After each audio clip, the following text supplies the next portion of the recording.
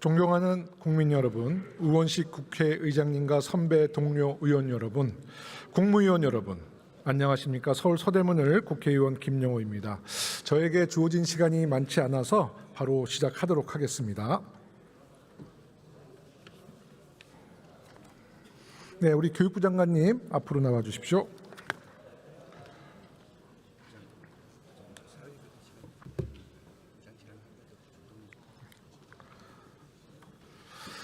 네, 장관님, 교육부가 오늘부터 국민대 종합감사에 들어가죠. 이번 네. 감사에서 중점적으로 살펴본 사안은 어떤 것들이 있습니까? 네, 오늘부터 2주간, 그러니까 13일부터 4월 24일까지 의원님께서 말씀하신 것처럼 어쩌면 80년대 이후에 국민대에 대한 종합감사는 처음으로 알고 있습니다. 오늘 가서는 감사 기간 동안 재산과 회계, 조직 인사, 연구와 연구윤리 체계, 입시, 학사 등 기관 운영의 전반에 대해서 면밀하게 살펴보려고 합니다. 네, 철저한 감사 부탁드리고요. 네. 뭐 잘 아시겠지만 특히 그 이사장 김지용 이사장은 지난 4년 동안 국정감사 증인으로 채택됐음에도 불구하고 해마다 해외 출장 핑계를 대며 국회 부름을 외면했잖아요. 네. 이것은 국회를 완전히 우롱한 것이거든요. 특히 4년 연속 국정감사를 불출석한 것은 아마 헌정사상 최초의 일이기도 합니다. 재단의 법인 회계와 교비 회계도 원칙대로 집행됐는지 철저한 감사가 필요하다고 생각합니다. 동의하시죠? 네, 동의합니다. 예, 그런데 말이죠. 지난 22년 교육부가 국민대 특정감사를 실시하고 국민학원 수사를 의뢰한 바 있죠. 당시 감사 결과 어떻게 나왔습니까? 네, 22년도에 그 특정 감사를 했는데 유가증권 부당 운용으로 그 이사장과 관련자들에게 중징계, 경고 등 조치를 했고 도이치모터스 주식 취득과 처분 관련 횡령 및 배임 혐의로 수사 의뢰를 하긴 했습니다. 그런데 나중에 증거 불충분으로 그 혐의 없음 결정이 난 걸로 알고 있습니다. 그러니까 검찰의 혐의 없음, 불기소 처리가 됐다는 말씀이시죠? 네, 네. 정부가 대학을 수사 의뢰한 것은 매우 이례적인 일인데요. 그만큼 근거가 확실하다는 것이고 사안이 중대했기 때문이 아닙니까? 그런데 어떻게 수사 결과는 정말 이런 결과가 나온지 이해가 안 됩니다. 잠시 후에 제가 법무장관께 질의할 테니까요. 일단은 자리에 돌아가시기 바라겠습니다. 네. 자, 법무장관님 앞으로 나와 주시기 바랍니다.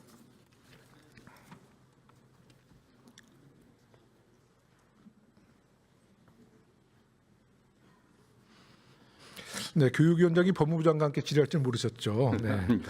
앞서 교육부 장관에게 질문했던 교육부가 수사 의뢰했던 국민대 도이치모터스 주식 매입건과 관련해서 검찰의 처분 통지 내용을 한번 보시겠습니다.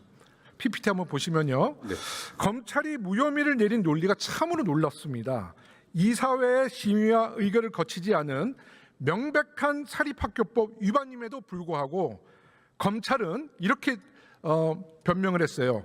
이사회에 계속 보고를 하여 이사들이 관련 사항에 대해 인식하고 있었으니 사실상 심의 의결에 준하는 조치를 한 것이다라는 희귀한 논리로 불기소 처리했습니다. 다시 말해서 의결하지는 않았는데 이사장이 이사들한테 몇 번 언급을 했으니까 이제 이사들이 다 인지를 했으니까 의결에 준한다. 정말 말도 안 되는 이런 논리로 이렇게 국민들을 기만했는데요. 제가 이해가 안 돼서 국어 사전을 찾아봤어요. 의결, 어떤 의제나 안건을 의논하고 합의하여 의사를 결정함. 이게 사전적 의미거든요. 불송치 사유서 어디에도 의제나 안건을 의논한 바가 없습니다. 맞죠? 네, 그렇습니다. 이사들이 어떠한 합의를 한 적도 없습니다. 맞죠? 네, 뭐 기록상 나와 있지 않습니다. 이사회에서 의사를 결정한 적도 없습니다. 맞죠? 예. 담당 검사 도대체 뭘 보고 정당한 결정을 했다는 것인지 저는 이해가 안 되는데요. 잘 아시겠지만 아무리 규모가 작은 재개발 재건축 조합에서도 의사 절차를 제대로 밟지 않으면 의결이 성립되지 않아 소송이 걸리지 않습니까? 그래서 그 의결은 절차적 정당성이 매우 중요한데요. 장관님, 윤석열 정권 시절에 자행된 이런 검찰의 봐주기 수사, 선택적 수사에 대해 법무부가 바로잡아야 되는 거 아닙니까? 네, 뭐 이 사건 관련해서는 존경하는 위원장님께서 문제 제기를 하신다면 저도 어제 처음으로 이 불기소 그 결정문을 봤습니다. 다만 조금 전에 지적하신 것처럼 이게 실질적인 그 절차적 정당성이 굉장히 중요한데 과연 그걸 보고서 보고했다는 것만 갖고서 심의 의결한 걸로 결정할 수 있는 건지 좀 매우 의문스럽습니다. 그래서 어떤 저희들이 결정을 다시 분석하고 또 내용들을 봐갖고 또 부적절한 점이 있다고 하면 적절한 조치를 취하도록 하겠습니다. 자, 근데 오늘부터 교육부가 국민대학교를 감사를 한다고 그러니까요. 만약에 교육부 종합감사 결과 국민대의 도이치모터스 주식 매입 관련해서요. 사립학교법과 자본시장법 위반, 횡령과 배임 혐의가 있으면 그게 확인되면 재수사하시겠죠? 예, 그 교육부의 종합 감사 결과를 저희 받아보고 관련 기록들을 면밀히 검토해갖고 필요한 조치들을 취하도록 하겠습니다. 그런데 말이죠. 지난번 국정감사 때 존경하는 장경태 의원이 대검찰청 당시 그 검사가 아마 마약부장인 것 같아요. 네. 직접 질의를 했는데 그 현장에서 자기는 그런 바가 없다라고 거짓말을 쳤습니다. 그러다가 쉬는 시간에 몰래 와서 사실 제가 그렇게 했습니다라고 인정은 했다거든요. 아마 장관님도 이 사실은 그 당시에 알고 계셨어야 되는 거고 국회 국정감사가 지적됐다면 오늘쯤에는 어느 정도 답을 갖고 나오셨으면 좋았겠다라는 생각이 듭니다. 네. 이 사안에 대해서는 제가 사실 뭐 최근에 의원님께서 질의 요지 제출하면서 저희들이 파악을 했기 때문에 어쨌든 국민대에 대한 종합 감사 결과 나오게 되면 네. 관련 그 사건의 기록 다시 검토하고 수사가 적절했는지 처분이 적절했는지 분명하게 좀 판단을 해보겠습니다. 네, 꼭 그렇게 해주십시오. 네네, 예. 고맙습니다. 교육부 장관님 다시 나오시기 바랍니다. 감사합니다.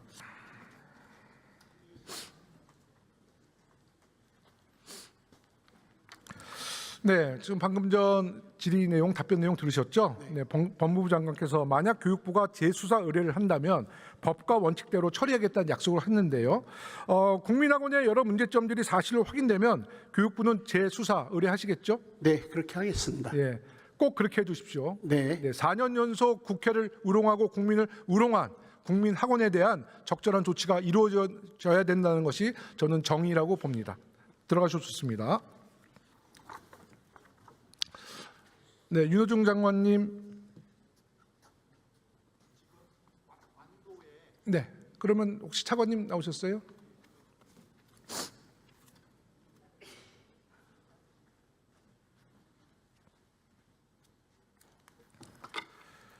차관님이시죠?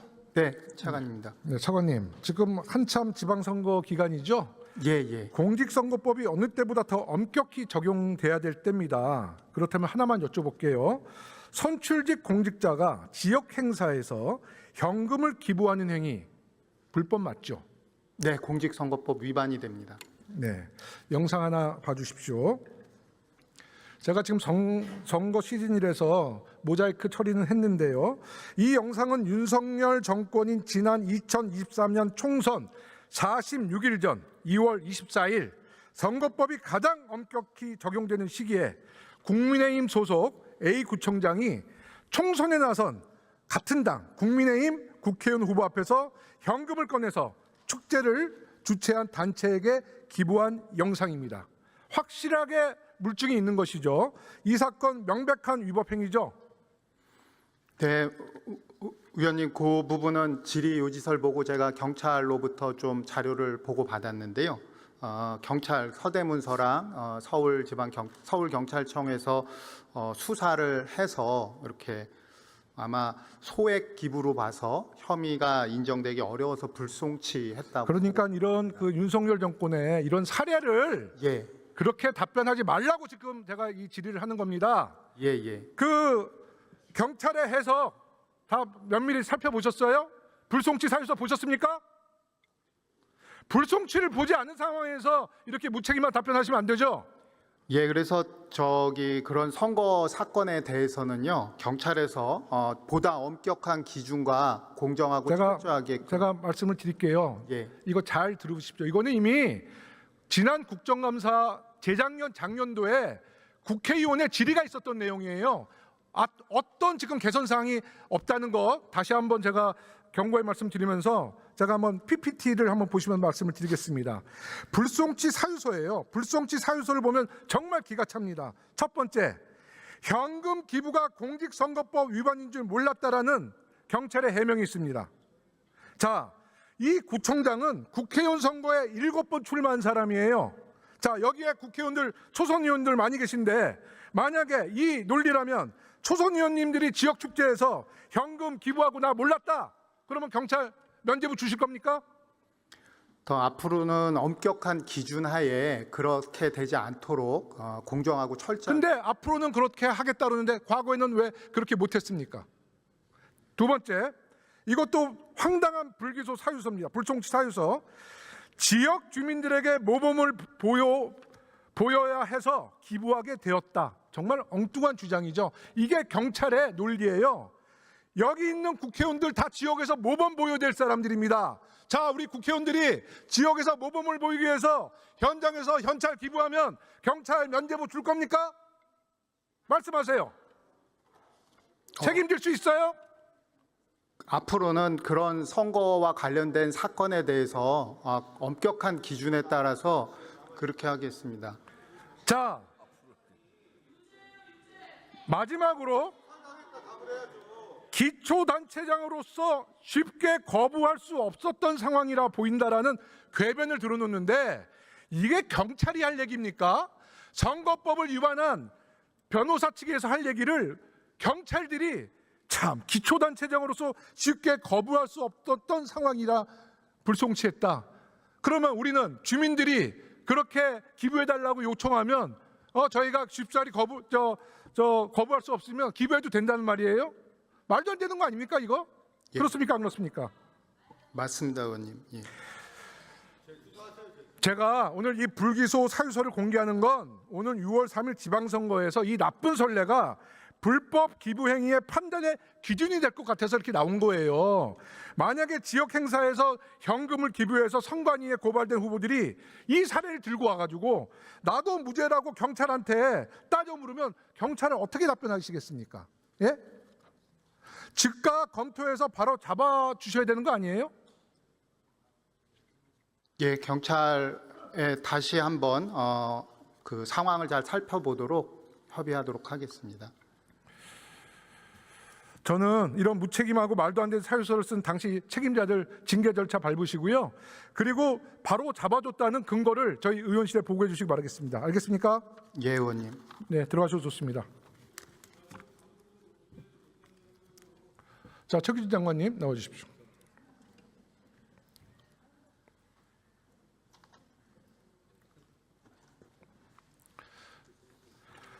네, 장관님, 제가 독서국가 프로젝트 추진한 거 잘 아시죠? 네. 예, 독서국가의 가장 핵심은 조기 독서인데요. 많은 전문가들은 독서의 골든 타임은 5세에서 9세라고 합니다.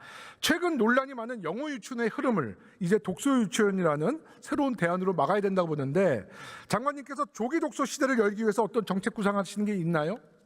네, 위원장님께도 전에 같이 주신 의견 제가 공감하면서 어쨌든 평생 독서 습관의 기초를 형성하는 시기가 유학이라는 데 동의하고 그때 책하고 친하게 지낼 수 있도록 독서 교육을 이다시화하려고 교육부에서 추진하고 있습니다. 그래서 일상 속에서 자연스럽게 유아기 때부터 책을 접할 수 있는 독서 환경 조성, 그리고 또 성인과의 상호작용을 통한 책 읽기나 책 놀이 경험, 그러니까 어른들이 엄마가 뭐 동화책 읽어주기, 그림책 읽어주기, 그림책을 보고 함께 이야기 나누기 같은 이런 것을 통해서 문해력을 포함한 통합적인 발달을 지원하려고 합니다.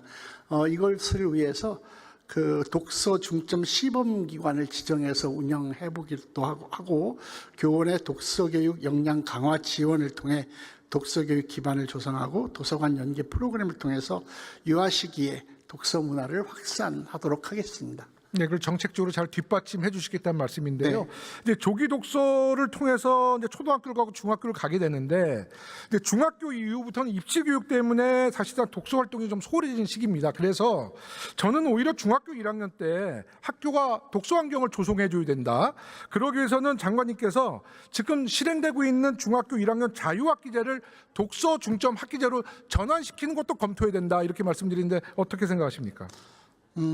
일단 이게 매우 그 의미 있는 제안이라고 생각하긴 합니다. 공감합니다. 그런데 어쨌든 중1 학생들의 독서 습관 형성을 위해서 자유학기제를 활용하는 것은 당연히 그 독서학기제 취지를 살 수 있도록 어쨌든 그런 것을 포함해서 다양하게 방안을 모색해 보도록 하겠습니다. 아울러서 사실은 그 학교에서 이미 그 중1뿐만 아니라 초등학교 4학년 때, 중학교 1학년 때, 고등학교 1학년에 대해서 특별히 한 번 더 강조하면서 맞춤형 독서 교육을 집중 지원하고 있다는 말씀도 드리겠습니다. 독서 교육을 통해서 공교육도 바로 세울 수 있다라고 말씀드리고요. 네. 또 한 가지 좀 질문드리고 싶은 게 그 아이들 스마트폰 문제인데요. 그 아이들에게 스마트폰을 언제 사주는 게 제일 적당하다고 보시나요? 어쨌든 아이들 그 스마트폰 사용에 대해서 어른들 혹은 전문가들의 그 우려가 많은데요. 정확하게 언제라고 하는 것은 뭐 그 자녀들 그 양육 환경이나 철학 등에 따라서 시기는 뭐 결정하게 되지 않을까 싶습니다. 네, 많은 분들이 그렇게 얘기하는데 한번 PPT 화면을 보시면 조사 결과 이미 초등학교 2학년만 해도 무려 60%가 넘는 아이들이 스마트폰을 가지고 있어요. 술이나 담배, 성인용 영상물은 만 19세 이상, 심지어는 드라마도 15세 관람가 등을 표기해서 청소년들을 보호하고 있는데 스마트폰은 사용 연령 제한이 없다는 게 문제인 거거든요. 이제 아이들의 스마트폰도 전체 관람가로 해야 됩니다. 스마트폰을 통해서 도박을 하기도 하고 마약 거래하는 거 잘 아시잖아요. 마약왕 박광렬이 마음만 먹으면 온라인 채팅방에서 초등학생에게 접근할 수도 있는 현실입니다. 매우 위험한 일이죠. 이 위험한 스마트폰을 학부모님들이 아이들에게 왜 사준다고 생각하세요?